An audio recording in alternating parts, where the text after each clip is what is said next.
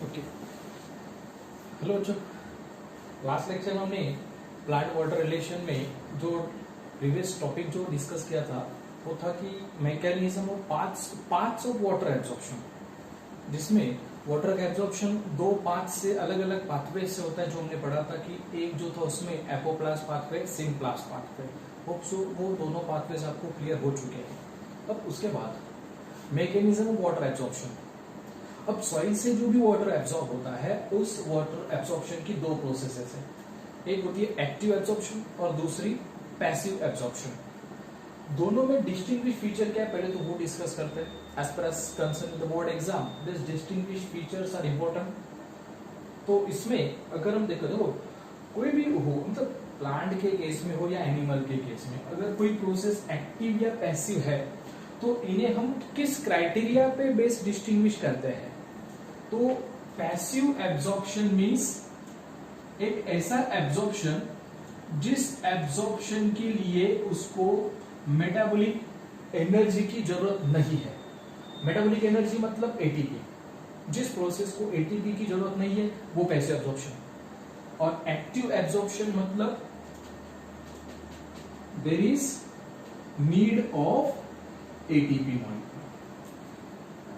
सब basic difference में भी हमने ये पढ़ा था कि यहाँ पे मॉलिक्यूल का along the concentration gradient movement होगी, यहाँ पे against the concentration gradient movement होगी। इसके बाद दूसरा डिफरेंस क्या है, ये जो पैसिव एब्जॉर्प्शन है, that passive absorption generally occurs through the root and not by the root. बच्चों ये स्टेटमेंट ध्यान से समझने की जरूरत है। क्या बताया मैंने, देखो तो इसमें मैंने आपको ये बताया कि ये जो प्रोसेस है passive absorption which occurs through, किसके थ्रू होगी, रूट के थ्रू होगी, नॉट बाय द रूट। वो प्रोसेस रूट नहीं करेगा, खुद रूट वो प्रोसेस नहीं करेगा। रूट तो जस्ट एक मीडियम है उसके लिए, है ना। इस स्टेटमेंट के लिए मैं पूरी मैकेनिज्म इधर आपको लास्ट में बताऊंगा। बल्कि ये जो एक्टिव एब्जॉर्प्शन है, that active absorption generally occurs by the root. ये जो प्रोसेस है ये डायरेक्टली कौन करता है, रूट करता है। ठीक, ये और एक डिफरेंस हो गया। देन ये जो पैसिव एब्जॉर्प्शन है, that passive absorption generally occurs at the day time. ये जो प्रोसेस है ये सिर्फ डे टाइम में ही होगी। क्यों सब बताऊंगा मैं आपको। और ये जो एक्टिव एब्जॉर्प्शन है, that active absorption occurs at the night.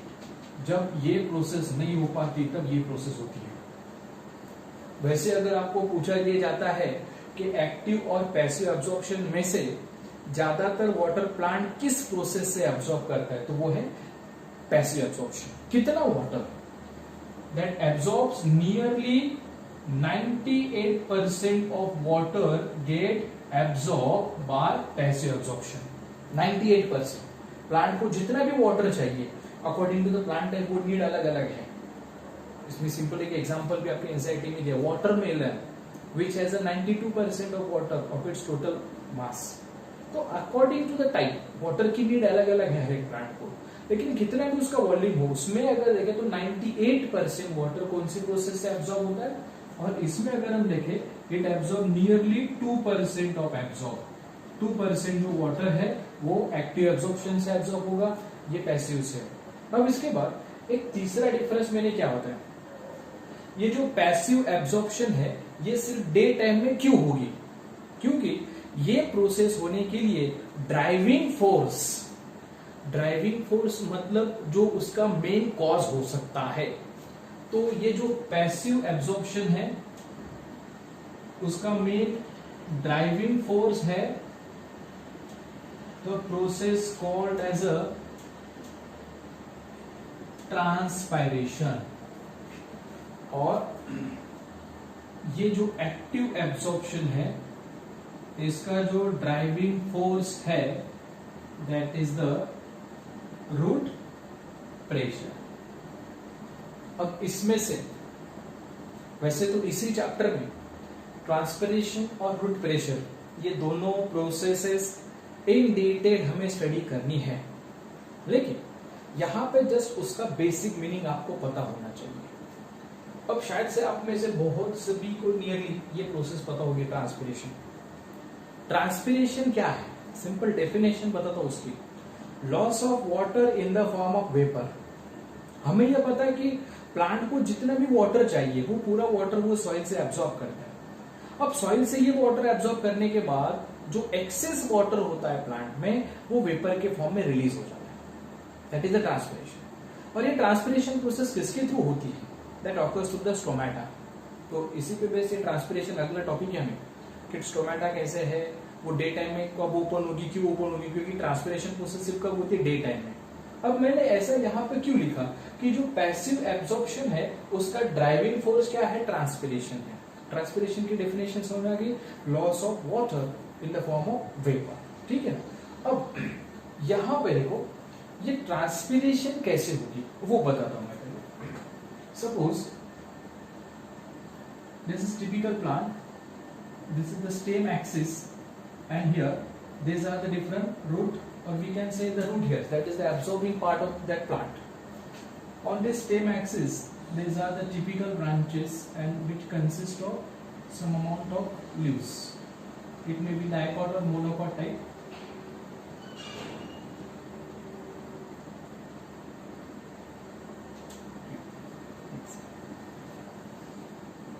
Okay, तो बच्चों हम इसमें ट्रांसपिरेशन प्रोसेस स्टडी करते हैं। ये ट्रांसपिरेशन जो है, ये ट्रांसपिरेशन किसके थ्रू होता है? Transpiration generally occurs through the stomata. Now where this stomata is present? This stomata is present on the epidermis of the leaves और यंग स्टेम। तो प्लांट में जो यंग स्टेम होता है या फिर उसका जो लीव्स है, इनके एपिडर्मिस पे स्टोमेटा प्रेजेंट होता है और इसी स्टोमेटा के थ्रू ये वाटर लॉस होगा। अब सपोज यहाँ पे ये उस प्लांट का लीफ है, इसी लीफ में वो स्टोमेटा होगा एपिडर्मिस में। फर्दर 11th में हमने मॉर्फोलॉजी में पढ़ा था कि ये मान लीजिए उस प्लांट का लीफ है, फर्दर एक लीफ का एक स्टॉक होता है और उस स्टॉक को जनरली हम कहते हैं petiole. This petiole is nothing but the axis of the leaf which generally attaches that leaf with the stem axis. ठीक है ना, ये स्टेम एक्सिस हो गया। इस स्टेम एक्सिस को लीफ का जो मेन पोर्शन है लैमिना, उससे कनेक्ट करने का फंक्शन किसका होता है? पेटियोल का।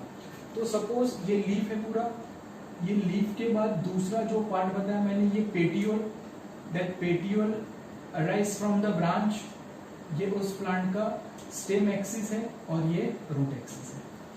अब देखो ट्रांसपिरेशन कहां से होने वाला है? स्टोमेटा से। ट्रांसपिरेशन का मीनिंग क्या बताया मैंने? Loss of water in the form of vapour, है ना, वाटर लॉस हो गया। तो ये देखो बच्चों, ये जो लीफ है, इस लीफ में से वाटर तो लॉस हो गया अब वेपर फॉर्म में। अब लीफ में से वाटर लॉस हो गया, वाटर मतलब क्या है? सॉल्वेंट। सॉल्वेंट लॉस हो गया, सॉल्वेंट लॉस हो गया मतलब सॉल्वेंट की लेवल वहां पे कम हो गई। सॉल्वेंट की लेवल कम हो गई मतलब किसकी लेवल बढ़ जाएगी? सॉल्यूट की। किसकी? लीफ की। मतलब अब लीफ में सॉल्यूट की लेवल क्या है? हाई, और पेटियोल में सॉल्यूट की लेवल क्या होगी? लो। ऑस्मोसिस में बताया था मैंने, water moves from low solute to high solute. तो ये जो लीफ है that will draw the water, ये लीफ जो है ये वाटर गेन कर लेगा यहां से। लीफ ने किससे ले लिया वाटर? पेटियोल से। अब पेटियोल का वाटर लीफ में चला गया। अब लीफ में जो वाटर लॉस हुआ था वो तो बैलेंस हो गया, बराबर है। लेकिन अब वाटर लॉस किसका हो गया? पेटियोल का। अब पेटियोल क्या करेगा? ब्रांच से वाटर ले लेगा। ब्रांच किससे लेगा वाटर? स्टेम से। और स्टेम किससे लेगा वाटर? रूट से। तो मतलब देखो बच्चों, अगर ट्रांसपिरेशन प्रोसेस नहीं होती तो लीफ पेटियोल से वाटर नहीं लेता, पेटियोल ब्रांच से वाटर नहीं लेगा, ये ब्रांच स्टेम से वाटर नहीं लेगा, स्टेम रूट से वाटर नहीं लेगा। अगर स्टेम ने रूट में से वाटर एब्जॉर्ब नहीं किया तो रूट सॉइल में से एब्जॉर्ब गेन ही नहीं करेगा, क्योंकि जब तक रूट का वाटर ऊपर नहीं चला जाता तब तक रूट सॉइल में से वाटर लेगा ही नहीं। तो प्लांट को अगर वाटर एब्जॉर्ब करना है तो उसके लिए इंपॉर्टेंट क्या है? रूट का वाटर आगे पास होना चाहिए ऊपर की तरफ। और वो आगे तभी होगा जब उसका जो सबसे ऊपर वाला जो पार्ट है लिप, उसमें वाटर लॉस होगा। और ये वाटर लॉस कौन सी प्रोसेस से होगा? ट्रांसपिरेशन। और इसीलिए मैंने कहा कि पैसिव एब्जॉर्प्शन जो है इसका सबसे मेन जो ड्राइविंग फोर्स है दैट इज वो ट्रांसपिरेशन। और प्लस ट्रांसपिरेशन कब होता है? सिर्फ डे टाइम। और जब ये दोनों प्रोसेसेस नहीं होती तब रूट प्रेशर करके एक प्रेशर होता है जिससे कि वो वाटर को पुश करता है। वो फर्दर हम आगे इन डिटेल डिस्कस करेंगे ही। ये तो दो बेसिक टाइप हो गए, एक्टिव और पैसिव एब्जॉर्प्शन में। अब इसके बाद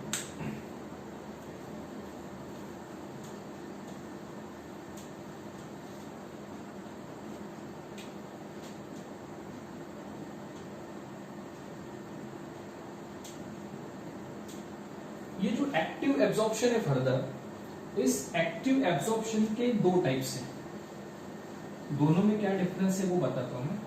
एक्टिव है मतलब वाटर की जो मूवमेंट है उसके लिए वहां पे एटीपीज यूज होंगे।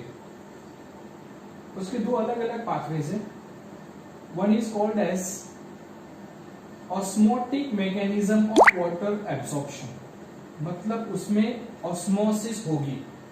और दूसरी जो प्रोसेस है वो है नॉन ऑस्मैटिक मैकेनिज्म।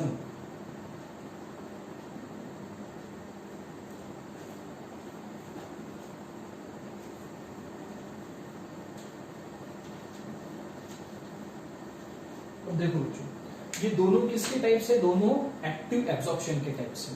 पहले तो इसमें साइंटिफिक कंट्रीब्यूशन ध्यान में रखो कि ये जो ऑस्मोटिक मैकेनिज्म है, that osmotic mechanism was studied by two biologists. One was Atkins and Priestley,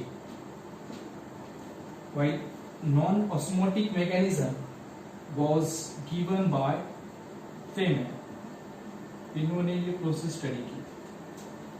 अब दोनों में डिफरेंस क्या है?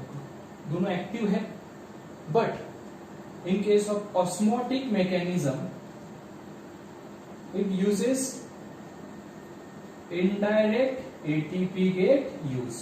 इस प्रोसेस में ATP इनडायरेक्टली यूज होगा, बल्कि ये जो नॉन ऑस्मोटिक मैकेनिज्म है in this case there is direct use of ATP। उसमें ATP डायरेक्ट यूज होगा। वो क्यों? तो ये जो ऑस्मोटिक मैकेनिज्म है इसमें वाटर की जो मूवमेंट होगी, that the water moves along the osmotic gradient। Water की मूवमेंट कैसी होगी? Osmotic gradient. ऑस्मोसिस में वाटर की मूवमेंट कैसे कहां से कहां होती है? लो सॉल्यूट से हाई सॉल्यूट, मतलब high solvent to low solute. तो मतलब वाटर को डायरेक्टली मूव होने के लिए, वाटर की मूवमेंट के लिए एटीपी नहीं लगेगा, बल्कि जो सॉल्यूट पोटेंशियल है वो मेंटेन करने के लिए तो इनडायरेक्टली एटीपी यूज होता है। और यहाँ पे जो वाटर है उस वाटर की जो मूवमेंट है, that water moves what? Against the osmotic gradient. Against the osmotic gradient का मीनिंग इसके पहले भी मैंने बताया, अगर कोई मॉलिक्यूल लो कॉन्सेंट्रेशन से हाई की तरफ मूव होता है, लो टू हाई, इसके लिए उसको क्या चाहिए? एटीपी। डायरेक्ट एटीपी यूज होगा। तो ये दो कैरेक्टरिस्टिक डिफरेंसेस होते हैं एक्टिव एब्जॉर्प्शन। अब इसके बाद अब तक तो हमने देख लिया कि रूट ने वाटर एब्जॉर्ब कर लिया है, वाटर अब रूट के जाइलम तक भी आ गया। अब सवाल यह है कि वाटर रूट की जाइलम में आने के बाद ये वाटर ऊपर जाने वाला है ना, स्टेम की तरफ जाने वाला है। तो ये वाटर कैसे जाता है? क्योंकि उस वक्त बायोलॉजिस्ट के दो अलग अलग ओपिनियंस थे। कुछ बायोलॉजिस्ट का ये ओपिनियन था कि रूट से वाटर ऊपर की साइड में पूल होगा, pulling operate, while some biologist were of opinion that water get push. एक ग्रुप था बायोलॉजिस्ट का जिनका ओपिनियन है कि वाटर पूल होता है, और कुछ बायोलॉजिस्ट का ओपिनियन कि वाटर पुश होता है। Now what exactly occurs?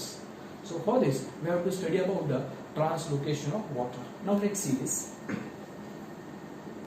Okay, तो बच्चों अगला जो पार्ट है वो है translocation of water. Translocation of water means it is the long distance transport of water. इसके पहले मैंने इस चैप्टर के इंट्रोडक्टरी पार्ट में कहा था कि वाटर ट्रांसपोर्टेशन दो टाइप में हम उसे डिवाइड कर सकते हैं, शॉर्ट डिस्टेंस ट्रांसपोर्ट, एक लॉन्ग डिस्टेंस ट्रांसपोर्ट। अगर प्लांट वाटर एक सेल से दूसरी सेल में जाता है तो वो होगा शॉर्ट डिस्टेंस ट्रांसपोर्ट। और ये जो शॉर्ट डिस्टेंस ट्रांसपोर्ट है ये ऑस्मोसिस डिफ्यूजन से होता है। और long distance transport means it's a transport of water from one plant part two another plant part. एक प्लांट पार्ट से दूसरे प्लांट पार्ट में अगर वाटर की मूवमेंट होती है तो वो लॉन्ग डिस्टेंस ट्रांसपोर्ट। और ये जो ट्रांसलोकेशन है, इसी ट्रांसलोकेशन को हम कह सकते हैं कि it is the long distance transport. अब इसमें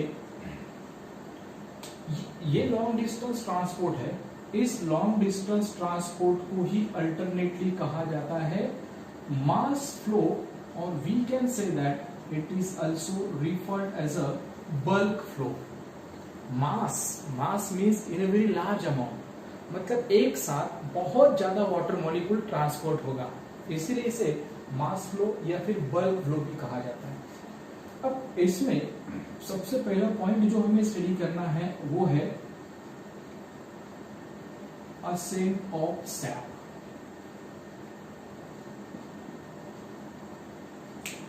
तो ये पहले तो ascent of sap क्या है, उसके लिए हमें पहले तो मैं उसकी सिंपल डेफिनेशन आपको बताता हूं। ascent means it is the ascending movement। ascending movement मतलब प्लांट में जो वाटर है वो वाटर एब्जॉर्ब होता है रूट में, और वो वाटर रूट से जाता है शूट सिस्टम की तरफ। तो वाटर रूट से शूट सिस्टम की तरफ अगर जाता है तो मतलब वो रूट की मतलब वाटर की कैसी मूवमेंट होगी, असेंडिंग मूवमेंट। और इसीलिए यहां पे वर्ड यूज हुआ असेंड। असेंड ऑफ मतलब मूवमेंट किसकी होने वाली है, that is the SAP. Ascending movement of SAP plant में। तो मतलब आपको अभी सैप का मीनिंग पता होना चाहिए ना। What is this SAP?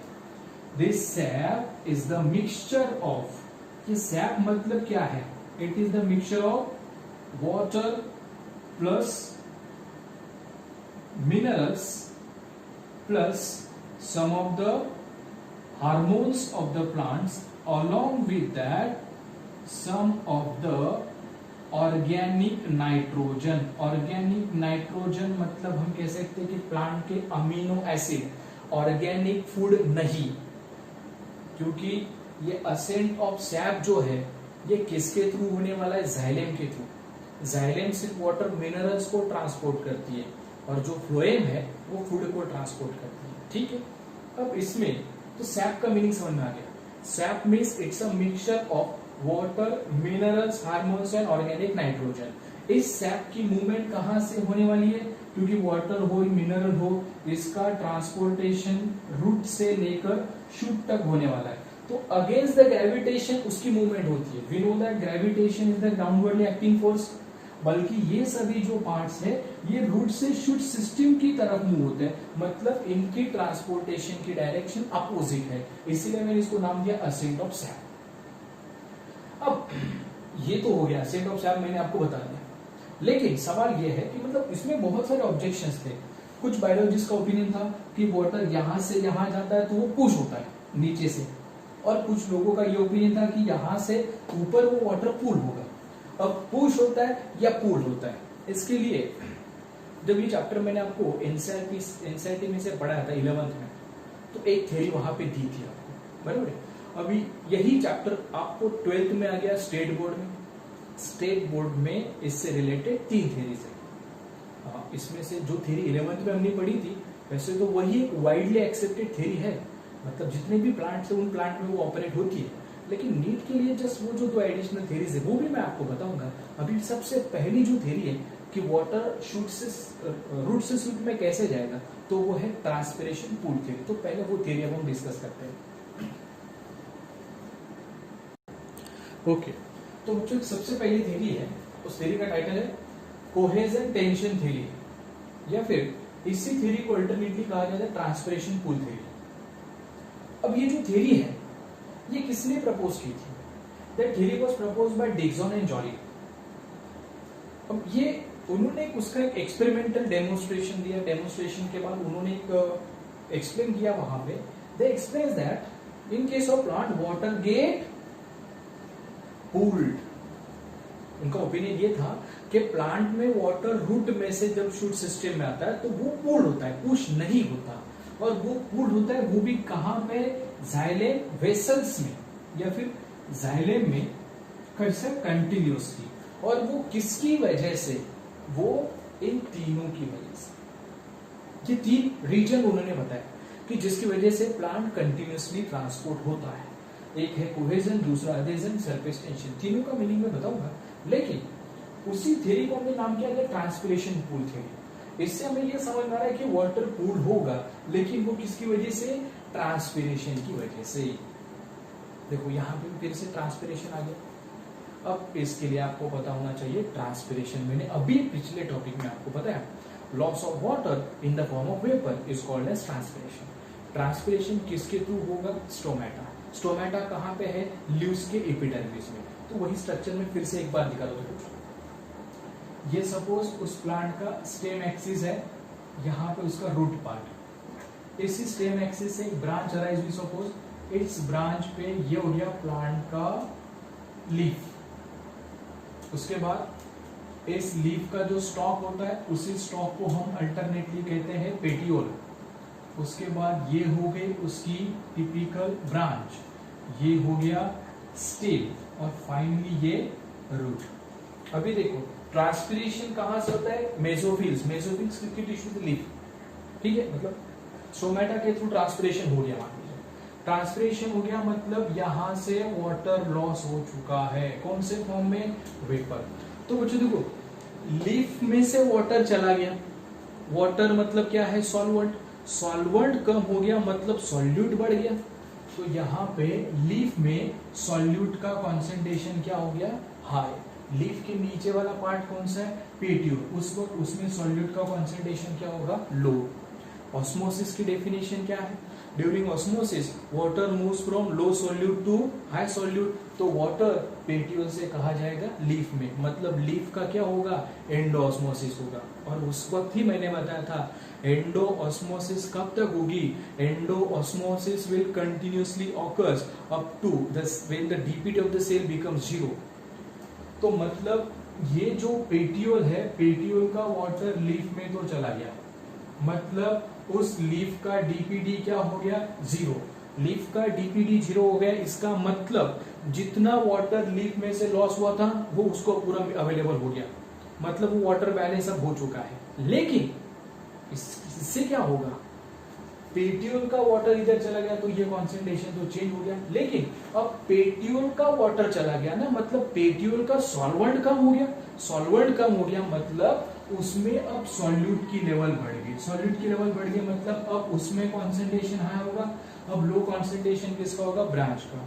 तो ऑब्वियस है ब्रांच का वाटर कहां पे जाएगा, पेट्यूल में।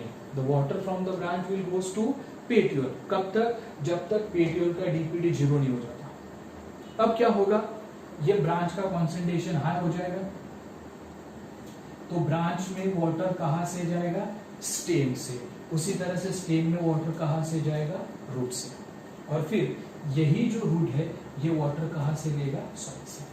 तो मतलब देखो बच्चों, इस पूरी प्रोसेस में सॉइल में से वाटर का एब्जॉर्प्शन हुआ रूट में, और एक एक पार्ट से, मतलब एक पार्ट क्या करता है, उसके निचले वाले पार्ट से वाटर को पूल्ड कर रहे हैं। लेकिन इस पुलिंग के लिए वहां पे एक प्रेशर जनरेट होना चाहिए, और वो जो प्रेशर है वो प्रेशर सिर्फ और सिर्फ किस प्रोसेस की वजह से जनरेट हुआ, ट्रांसपिरेशन।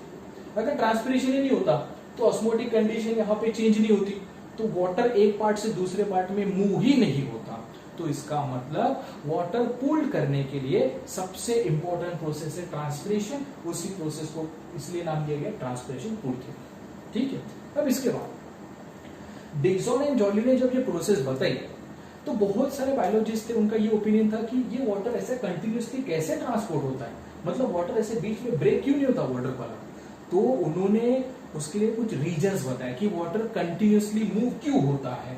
तो ये 3 फोर्सेस उन्होंने बताया। ये सब क्या है, अट्रैक्टिव फोर्सेस है। तो अट्रैक्टिव फोर्सेस किसके हैं, now what is the cohesion. Cohesion is the attractive force between two similar molecules, दो मॉलिक्यूल्स के बीच का ये अट्रैक्टिव फोर्स है। अब मान लीजिए एक वाटर मॉलिक्यूल और दूसरा वाटर मॉलिक्यूल, इन दोनों के बीच में जो स्ट्रॉन्ग अट्रैक्टिव फोर्स होगा, बोथ मॉलिक्यूल्स आर सिमिलर, इनके बीच में एक अट्रैक्टिव फोर्स होता है और वो है कोहेजन। ठीक है, इसकी वजह से ये वाटर मॉलिक्यूल मतलब अट्रैक्टेड। दूसरा अधेजन, यही डेफिनेशन है, it is the attractive force between, लेकिन यहां पे वो जो अट्रैक्टिव फोर्स है ये किसके बीच में है, between the two different molecule, that is the दो डिफरेंट मॉलिक्यूल्स के बीच में जो अट्रैक्टिव फोर्स है वो है अधेजन। अभी डिफरेंट मॉलिक्यूल्स कैसे, इस ओवरऑल प्रोसेस में हमने देखा ट्रांसपोर्टेशन किसका होने वाला है, वाटर का। ठीक है, वाटर को ट्रांसपोर्ट कौन करने वाला है, जाइलम वेसल्स। तो वाटर और जाइलम वेसल्स दोनों क्या हो गए, अलग अलग कंपोनेंट हो गए। तो इन दो अलग अलग कंपोनेंट्स के बीच में बिटवीन द डिफरेंट मॉलिक्यूल जो अट्रैक्टिव फोर्स होगा वो है अधेजन। और तीसरी और एक प्रॉपर्टी है सरफेस टेंशन। सरफेस टेंशन का मीनिंग में बताता हूँ, what is the surface tension. Water molecules, two water molecules having more attractive force in liquid phase than in the gaseous phase। मतलब दो मॉलिक्यूल्स जब लिक्विड, दो वाटर मॉलिक्यूल्स जब liquid phase में है तो उनका अट्रैक्टिव फोर्स ज्यादा होगा rather than they are present in the gaseous form, that is the surface tension. अब इन तीनों फोर्सेस की वजह से, मतलब देखो बच्चों, कोहेजन, अधेजन और सरफेस टेंशन की वजह से एक प्रॉपर्टी ये प्रमोट करते हैं, they gives what, they gives the tensile strength and capillarity to what, water। इसकी वजह से देखो बच्चों, वाटर का कॉलम कंटिन्यूअसली क्यों होता है, तो इसकी वजह से कोहेजन, अधेजन और सरफेस टेंशन की वजह से वाटर को कौन सी प्रॉपर्टी मिली, they gives what, tensile strength. 11th में बहुत बार मैंने ये टेंसाइल स्ट्रेंथ आपको बताई है। टेंसाइल स्ट्रेंथ क्या है, tensile strength means it is ability to resist the pulling force. मतलब किसी भी ऑब्जेक्ट पे अगर हम पुलिंग फोर्स एग्जर्ट करते हैं तो वो कंपोनेंट उसको क्या करेगा, अपोज करेगा, दैट इज वो टेंसाइल स्ट्रेंथ। वो पुलिंग फोर्स को अपोज करेगा, इसका मतलब वो मॉलिक्यूल बीच में से ब्रेक नहीं होगा, ब्रेक नहीं होगा मतलब वो कंटिन्यूअस होगा। ठीक, पहली प्रॉपर्टी टेंसाइल स्ट्रेंथ। और दूसरी क्या है, कैपिलरिटी।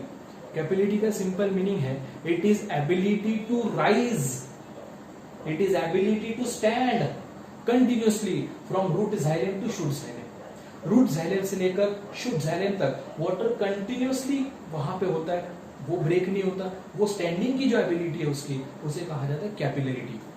अब आपको अगर ये पूछा जाता है द टेंसाइल स्ट्रेंथ और capillarity to water is given by, water में ये एबिलिटी कहां से आती है, that ability comes from cohesion, adhesion and surface tension. Okay, तो वाटर ट्रांसपोर्टेशन की हमें 3 थ्योरीज पढ़नी है, उसमें से सबसे वाइडली एक्सेप्टेड थ्योरी है।